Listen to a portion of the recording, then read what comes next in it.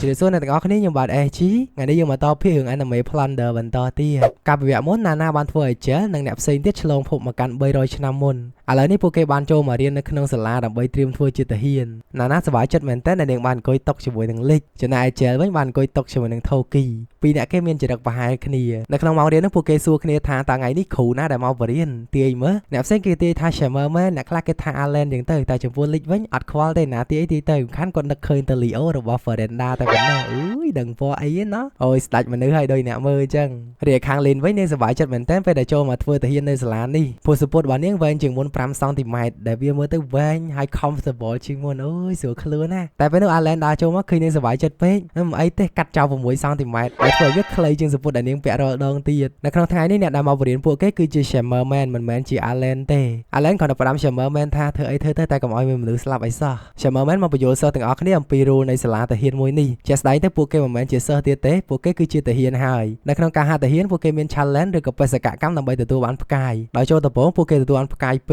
ีจังในรอไปสกัดกำนั้นแต่พวกเกบ่มปิ้งคือบ้านพกายมาดองมวยในได้ตัวบ้านพกายจำนวนดับคือหนังคลายแต่เจแต่เฮียนเป็นเสร็จไปนู่นเราทำไปบ้านหนังอุปทองมาหาหอบช็อกหนังประคายไปวัดชูในการพวกเกแล้วเจสได้แต่ในขณะที่กระดองกายใบรอยชนะมนนี้มันดูคือควาสเบียงไปชมมุกแต่หนังการดัดใบเหมือนแต่ยี่แต่ปุบปะไว้ตัวนี้มองมีแต่การเธอแต่เฮียนได้บ้านตัวบ้านมาหอบช็อกจีจราอันยำจะไอ้บ้านนะหากว่าเซนจะพวกเกเชลเธอชันเลนเชลเธอแอคทิวิตี้ในตัวอันสตาร์นั่งพวกเกก็อาจลุยปีเนี่ยเราเตยบ้านได้ยี่แต่คือจะการประกวดประเจยมองเสด็จออกเนี่ยในขนมธนาเอนี่ตัวอันพกายมาเนี่ยปีแต่จำพวกลิกเกือบเป็นพกายเต้เฉมแม่ปรับลิกท่าเมื่อแต่การเก็บหายจิมบัตรเตอร์การพกายเต้พวกเกเห็นสลับมันนึหายขนมระยะไปใบทั้งไงว่าเซนจะเก็บเป็นพกายซอกคือหนึ่งตระเดินจินปีสลานี่หายเธอไม่กระเทอเตยแต่จะสได้จำพวกลิกอัดควาเต้แกจังเธอแต่เฮียนพอหนึ่งบ่เธอแต่เฮียนเตยสลับมันนึทำเธอต้องอันสลับเก็บฟ้องเก็บสลับมันงบบาดกอดควาแต่นะเธอไอเธอเตยเอาไว้ได้สำคัญนั่งลุยมือเฉยไว้เตยไว้อะไรกับเบิ่มเราสมัยคลุนแกอัดควาเต้เนี่ยได้ควาจริงแค่คือจะเนี่ยได้ฉลองไปเวลียมาช่วยลิกเนี่ยกรมบ่อฮีนักกระเทอไว้ดำใบยอฟกายเลยบ้านบ่มันจังเต้แกมันอาจกลายปราณากตกาบ้านไล่ลองไปได้ใหญ่ขึ้นซอก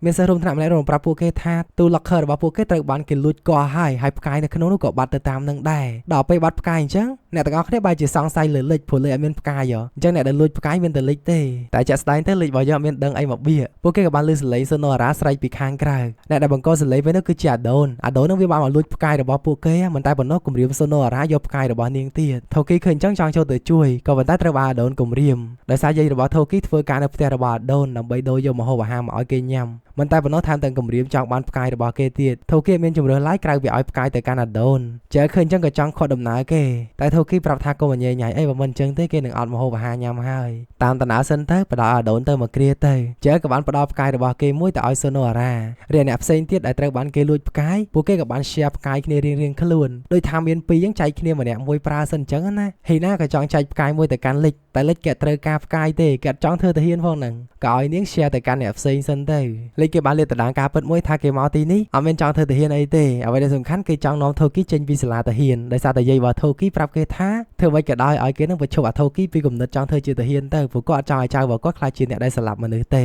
ได้ไปโดยจมูกน้ำหอมว่าระบายเยโทกี้อ้อยเกยย้ำอ่ะเรื่องจังเพื่อนโทกี้กับบ้านปรับแต่การเล็กท่าตามเวอร์เตอร์มูลค่าได้เกจังเธอตะเฮียนดำไปช่วยเยเกวินเต้ได้เยบอกเกอ้อยเกย้ำรอทั้งไงก็ดูจิตใจแต่อ้อยเล็กย้ำนั่งก็ได้ซาแต่เยบอกเกคำฝังเธอการนะแต่ก็ได้เห็นย้ำกลุ่นไอลายสกจัดใจมาการผูกเกอาจังว่าเส้นจะเกในเธอจะมนุษย์ทอมได้แต่บ้านอาหารนะอยู่แต่อ้อยเยบอกเกเว้นเมื่อแต่โจเธอตะเฮียนเต้ได้ไอ้ฟุกกงอ้อยเยบอกเกตัวบ้านอาหารใบเป็ดหนึ่งรุ่นในยางสนุกซกสรัวมันหลมบ้าในเยปรับเล็กแต่งโฮตักพนัยมองเกนัดเยเกครั้งหน้าในเรื่องนี้ในวันเต้สลากับบ้านประกาศทาในมังปุ่มมวยเรื่องนี้ว่าเส้นเจน่าเกได้ตัวอันประกายดับเอาแต่ชาวในคลาวทเวสลาดับไว้คลายจิตเฮียนเป็นเสร็จเล็กไปต่อไปสตาร์เรื่องราวระบาดโทกี้หายเกสตูตะคอดำนาระบาดโดนสมประกายตลอดมาวิ่งดับไว้ก็ได้สมัยโทกี้คลายเจกาเปิดแต่ก็ตระบาดโดนแรงมาได้ปังตุบเนี่ยมาข้อบรรทบคือจุดเจบ้านอ้อยกายจงกลายระบาดเกแต่การโทกี้ดับใบบรรทบก็ได้สมัยเรียกเกไว้ออฟกายหายสกจะทะเลกับบ้านในอัดปัญหาเตแต่จงกลายกรณีจังขอดำนาระบาดโดนปบัวเกไว้เคียมวยสมาร์ทดับกายแต่เป็นเนาเรียกตั้งไว้เคียแต่หายกับบ้านเชมเมอร์แมนมาขอดก็ปรับท่ากลุ่มตัวอาเมื่อสมหอบกายเส้นมวลหนึ่งคลายจิตเฮียนเป็นเสด็จดาวเปียโดนเมื่อกายระบาดวิ่งกับคลายเชียงไก่ตามประตูมวลนั้นเล็กบ้านหัวเตอปัสมาระบาดวิ่งหายบกายดูเช่นแต่งจุดโน้ตดาวิจิบมพรภายในระบาดเกตฝึกกายไว้แต่จิบกายอย่าแต่เล็กบ่ยังเกจวิจิบมพรภายในเดียกันยังแต่ไม่ในทางไปเนี่ยโดนคืออาจเป็นกายเตะเชื่อมาแม้เขิมไปพิวคลาหันระบาดเจนจังกดกับบ้านประดากายปีระบาดเล็กแต่เอาเกตได้ปรับทางเล็กมวลนั้นเกเทวันละอ่อนจังเกเป็นกายหายตกกายปีระบาดเล็กเอาแต่การเจอเตอได้ซาแต่ก็ใจแต่การปูเกมันเนี่ย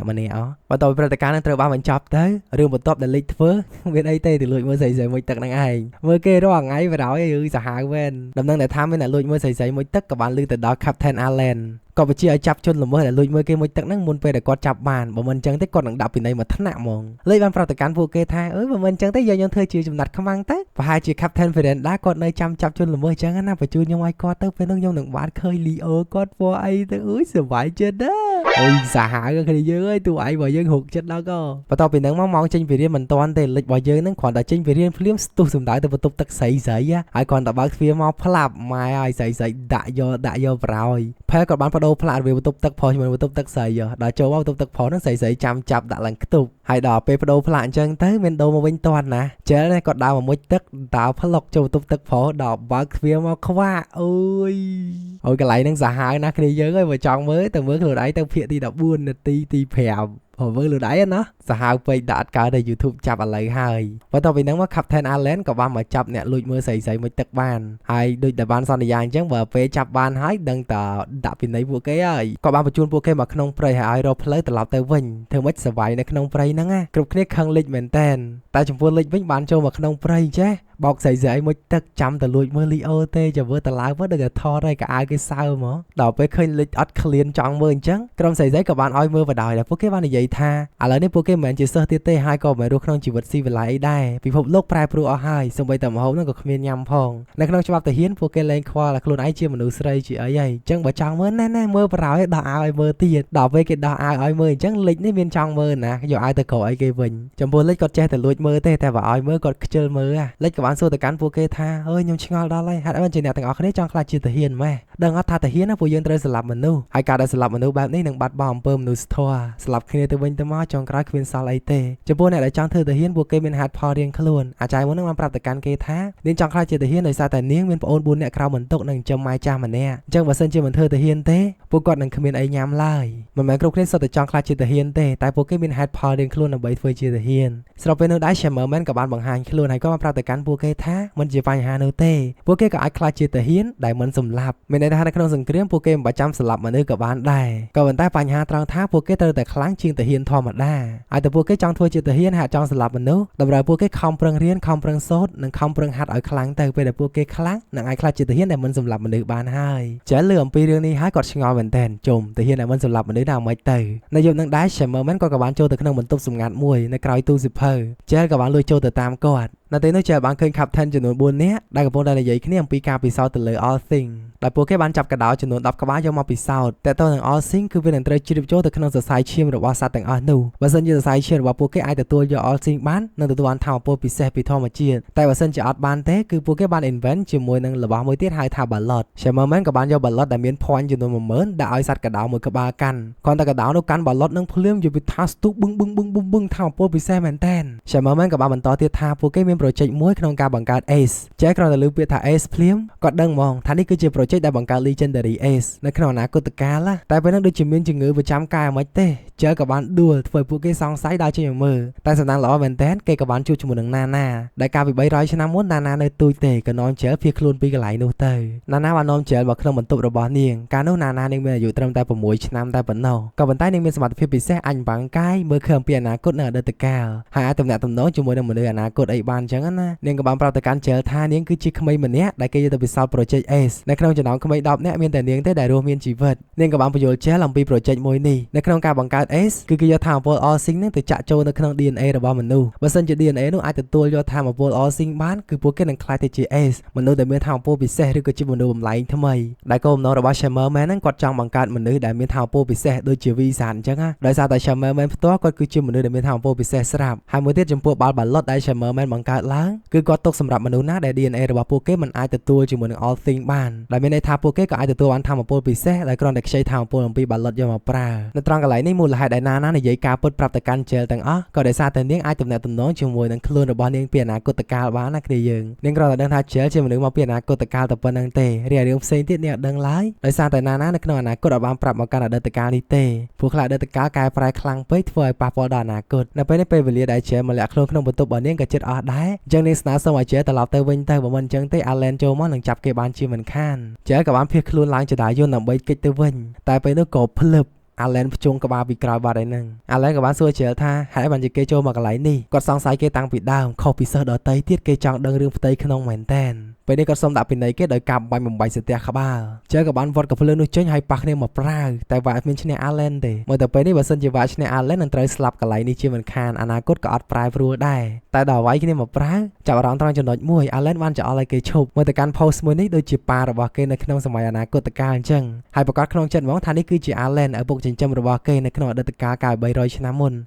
ដល់ដឹងអញ្ចឹងជែលលែងខ្លាចយកភ្លើងមកភ្ជុំក្បាលហ្មងបាញ់មកអត់ខ្លាចទេជែលបានប្រាប់ការពិតទៅកាន់អាឡែនទាំងអស់ថាគេគឺជាមនុស្សមកពីអនាគតកាលមកទីនេះគ្រាន់តែចង់បដូរអតីតកាលតែប៉ុណ្ណោះអាឡែនពេលនោះក៏ដឹងច្បាស់ហ្មងថាប្រកាសណាស់ថាជាណាអ្នកធ្វើព្រោះណានឹងអាចទៅអនាគតនឹងមកអតីតកាលបានណាក៏បាននាំជែលចេញទៅកាន់ផ្លូវមួយដើម្បីភៀសខ្លួនពេលហ្នឹងទៅហើយដើម្បីឲ្យក្រុមរបស់ជែលដឹងថាអតីតកាលនេះមានរឿងអ្វីកើតឡើងខ្លះគាត់ក៏នាំពួកគេជិះមកខាងក្រៅនៅក្នុងទីក្រុងត្បិតអីផ្ទះទំនើបមើលទៅទីក្រុងស៊ីវិល័យមែនតែគាត់ទៅឈប់ឡានភ្លឹបមនុស្សចេញមកពាត់ឡានពេញហ្នឹងដោយដឹងថាពួកគេជាទាហានមនុស្សមកសុំម្ហូបញ៉ាំមកលួចឆក់ប្លន់ដើម្បីតែម្ហូបមកពេលបន្ទាប់ពីបានដឹងរឿងថាសម័យនេះគឺជាសម័យមួយដែលពិបាកប្រជាជនអត់មានអីហូបអញ្ចឹងពួកគេត្រឡប់មកវិញបន្តការ research បន្តទៀតថាតើគួរកែប្រែអតីតកាលនិងអនាគតកាលបែបណាដើម្បីវាស៊ីចង្វាក់គ្នាជាក់ស្ដែងទៅបើសិនជាពួកគេមិនប្រមឲ្យលេចចូលទៅពិសោធន៍ដើម្បីខ្លាចជា Ace នៅពេលដែលមានសង្គ្រាមកើតឡើងនឹងអត់មានណាគេចូលទៅបង្ក្រាបព្រោះនៅក្នុងអនាគតកាលគេទៅសេថាអតីតកាលកាល300ឆ្នាំមុនលេខនឹងហើយគឺជាអ្នកដឹកនាំទាហានពិសេស7នាក់ទៅចាត់ការដើម្បីយកឈ្នះសង្គ្រាមនោះបានណាអញ្ចឹងបើសិនជាពួកគេឲ្យលេខទៅពិសោធន៍ប្រកាសណាថាមនុស្សនៅក្នុងអនាគតកាល300ឆ្នាំនឹងអត់មានវត្តមានទេអ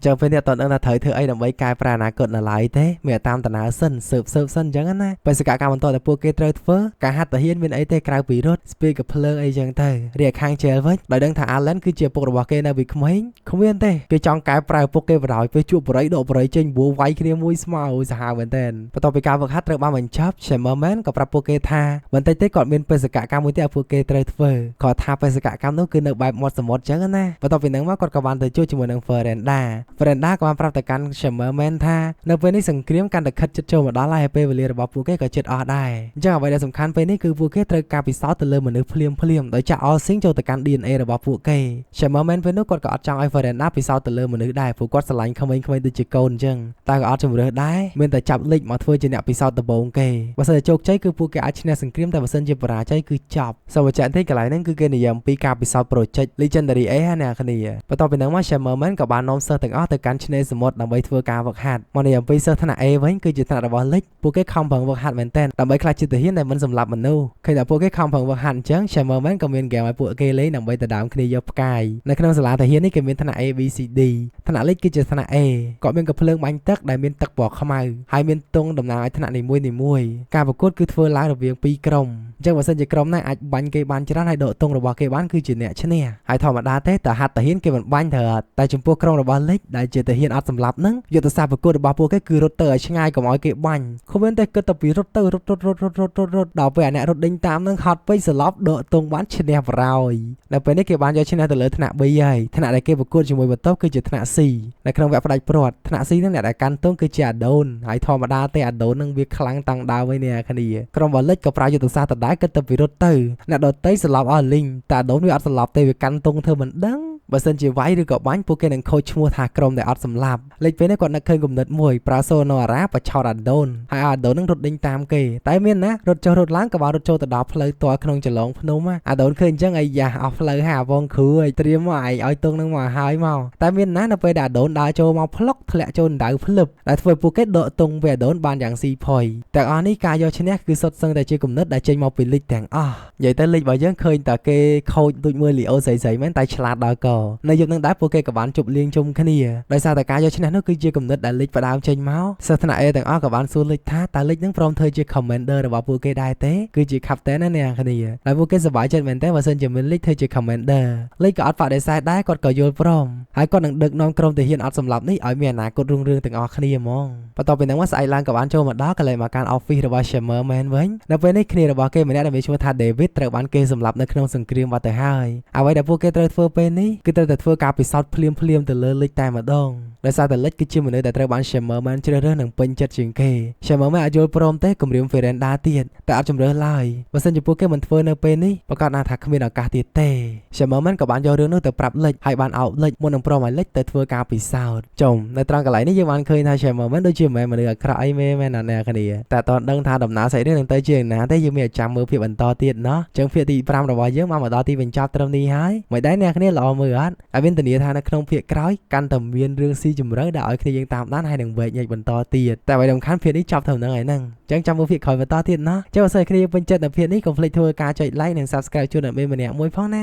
ហើយ comment ពាក្យល្អៗលើកទឹកចិត្តមកកាន់ admin ផងហើយមុននឹងចប់ទៅក៏មិនភ្លេចដែរអរគុណទៅកាន់គ្នាយើងដែលបាន support admin តាមរយៈ AVA ចាក់មានអ្នកមានច្រើនទេចុងក្រោយជូនពរអ្នកគ្នាសុខភាពល្អសំណាងល្អនិងរកទទួលទានមានបានពីចំណុចនេះខ្ញុំបាទ SG សូមអរគុណនិងសូមគោរពលាបាយបាយ